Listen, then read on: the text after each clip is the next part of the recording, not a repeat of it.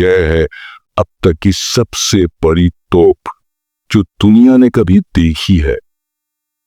तुलना के लिए, इतना बड़ा है एक टैंक, इतना बड़ा है एक इंसान, और ये है इसकी गोला बारूद। नाजियों ने इसका नाम रखा श्वेरर गुस्ताव, यानी भारी गुस्ताव। 1350 टन स्टील, 32 मीटर लंबी तोप की नली, 47 किलोमीटर तक की मारक क्षमता।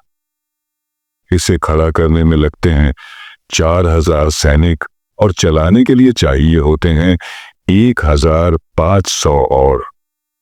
हमने इसके पीछे की कहानी जानने के लिए गहराई से शोध किया है।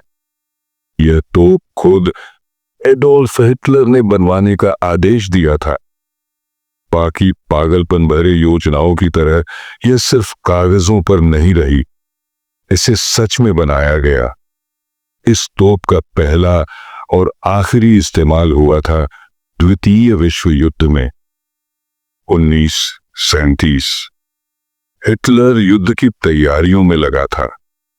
उसके लिए सबसे बड़ी चिंता थी मैजिनो लाइन, जो फ्रांस और जर्मनी की सीमा पर एक मजबूत रक्षात्मक प्रणाली थी। उसे तोड़ने के लिए चाहिए थी एक नई, विशाल और शक्तिशाली तोप। तो हिटलर ने जर्मनी की क्रुप कंपनी को आदेश दिया, दुनिया की सबसे बड़ी तोप बनाओ। डिलीवरी की तारीख रखी गई वसंत 1940। यह परियोजना बेहद गोपनीय थी। तोप को नाम दिया गया गुस्ताव गेरेट, यानी गुस्ताव उपकरण, ताकि दुश्मन को भनक न लगे। जर्मनी में बड़ी तोपों को मजेदार नाम देने की परंपरा पुरानी थी, जैसे डिक्के बेर था या मोर्टार कार्ल। वसंत 1940। हिटलर फ्रांस पर हमला करना चाहता था अपनी नई चमत्कारी तोप के साथ, लेकिन श्वेरर गुस्ताव तैयार नहीं थी। तो नाजियों ने फ्रांस की मजबूत मैजिनो लाइन को बाईपास करने का फैसला किया, बेल्जियम के रास्ते से हमला कर दिया। 1 साल बाद तोप आखिरकार तैयार हुई। ये एक रेलवे गन थी, रेल की दोहरी पटरियों पर चलती थी। 1350 टन वजन, 40 धुरी, 80 पहिए, 50 मीटर लंबी और 4 मंजिला इमारत जितनी ऊंची।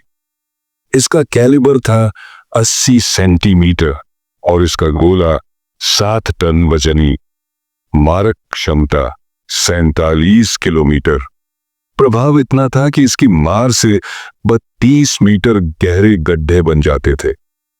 मोटे से मोटा कंक्रीट भी नहीं टिकता। लेकिन जब तोप तैयार हुई तब तक फ्रांस पहले ही नाजियों के कब्जे में था। पर एक और मोर्चा बाकी था, सोवियत संघ। 1942 ऑपरेशन बारबारोसा। नाज़ी सेना पहले ही सोवियत संघ के बड़े हिस्से पर काबिज थी, पर सेवास्तोपोल अब भी डटा हुआ था। यह था दुनिया का सबसे मजबूत किला। 1 लाख से ज्यादा रूसी सैनिक 5 मीटर मोटी कंक्रीट की दीवारों के पीछे और 30 मीटर गहरे बंकरों में। हिटलर को एक बड़ी जीत चाहिए थी और श्वेरर गुस्ताव से उम्मीद थी। तोप को टुकड़ों में तोड़कर रेल से लाया गया, 5 ट्रेनों में, 100 से ज्यादा डिब्बों में। फ्रंट पर तोप के लिए खास जगह खोजी गई। 25 किलोमीटर दूर एक जगह चुनी गई। वहां 1.2 किलोमीटर लंबी रेल लाइन बिछाई गई। क्योंकि तोप खुद दिशा नहीं बदल सकती थी, उसे 2 डीजल इंजनों की मदद से पटरी पर इधर उधर चलाकर निशाना साधा जाता था। तोप को छुपाकर रखना भी बड़ी चुनौती थी। इसके लिए सैनिकों ने नकली पहाड़ बनाए और एक 500 सैनिकों की कोहरे की टुकड़ी को नियुक्त किया गया, जो जरूरत पड़ने पर क्षेत्र को धुएं से ढक देती थी। कुल मिलाकर 5,000 से ज्यादा सैनिक सिर्फ एक तोप के लिए तैनात थे। तोप फायरिंग के लिए तैयार थी। फोर्ट स्टालिन, सेवास्तोपोल की एक बड़ी किलेबंदी, इसका पहला निशाना बनी। 16:30 एक जोरदार धमाका हुआ। रूसी सैनिक समझ भी नहीं पाए कि उनके ऊपर 7 टन का गोला दागा गया है। गोला जमीन में 30 मीटर गहरा गड्ढा छोड़ता है, लेकिन 120 मीटर दूर गिरता है। हर गोले के पात लगती थी 1 घंटे की तैयारी। एक के बाद एक गोले 150 मीटर दूर, 200 मीटर दूर। पहले दिन कोई भी गोला सीधा लक्ष्य पर नहीं लगा। कुल 48 गोलियां चलाई गईं, 360 टन गोला बारूद, लेकिन केवल 3 को लक्ष्य पर लगा हुआ माना गया, और वो भी शायद संयोग था। सबसे बड़ा नुकसान पहुंचा एक अंडरग्राउंड म्यूनिशन डिपो को, जो शायद गलती से निशाना बन गया। असल में कई जर्मन अफसर पहले ही संदेह में थे। इतने बड़े कैलिबर और दूरी के कारण इसकी सटीकता पर भरोसा नहीं था। टेस्टिंग के लिए न समय था न संसाधन। ऊपर से कुछ ही शॉट्स के बाद इसकी नली घिस जाती थी और फिर से काम में नहीं आती थी। अंत में सेवास्तोपोल तो नाजियों ने जीत लिया, पर श्वेरर गुस्ताव का कोई खास योगदान नहीं रहा। लेकिन किसी ने हिटलर को शायद सच्चाई बताने की हिम्मत नहीं की, या फिर वह खुद सुनना नहीं चाहता था।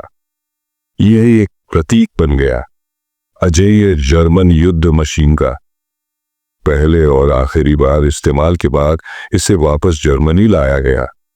हिटलर की मौजूदगी में एक डेमो में कुछ शॉट्स चलाए गए।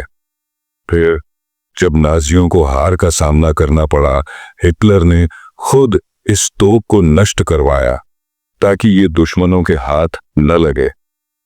वैसे अगर आप कभी सोचते हैं कि अगर हिटलर को 25 किलोमीटर दूर इस तोप से क्राइमिया पर दागा जाता तो कैसा होता, तो शायद ये उसके लिए भी ज्यादा हो जाता।